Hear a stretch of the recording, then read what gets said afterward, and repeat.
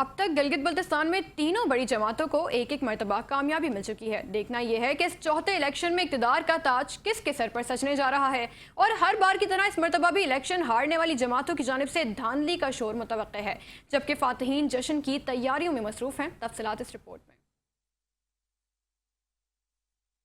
کہ اب تک کل 4 عام انتخابات ہو چکے ہیں۔ سن 2009 کے سیلف گورننس آرڈیننس کے تحت 2009، 2015 اور 2020 میں انتخابات ہوئے، جبکہ صوبے کا چوتھا الیکشن 7 جون 2026 کو منعقد ہوا۔ پہلا الیکشن 12 نومبر 2009 کو ہوا۔ ان انتخابات میں پاکستان پیپلز پارٹی نے سب سے زیادہ یعنی 12 نشستیں جیتیں۔ سن 2009 کے ان پہلے انتخابات میں کل نشستوں کی تعداد 33 تھی، جس میں خواتین اور ٹیکنوکریٹس کی نشستیں بھی شامل تھیں۔ دوسرا الیکشن 8 جون 2015 کو ہوا، جس میں پاکستان مسلم لیگ نواز نے واضح اکثریت حاصل کرتے ہوئے 15 نشستوں پر کامیابی حاصل کی۔ تیسرا الیکشن 15 نومبر 2020 کو ہوا اور پاکستان تحریک انصاف نے سب سے زیادہ یعنی 10 جنرل نشستیں حاصل کیں۔ ان تیسرے انتخابات میں آزاد امیدواروں نے بھی 7 نشستیں حاصل کی تھیں۔ سن 2020 کے انتخابات میں مخصوص نشستیں شامل ہونے کے بعد پی ٹی آئی 22 نشستوں کے ساتھ حکومت بنانے میں کامیاب رہی تھی۔ چوتھا الیکشن 7 جون 2026 کو ہوا۔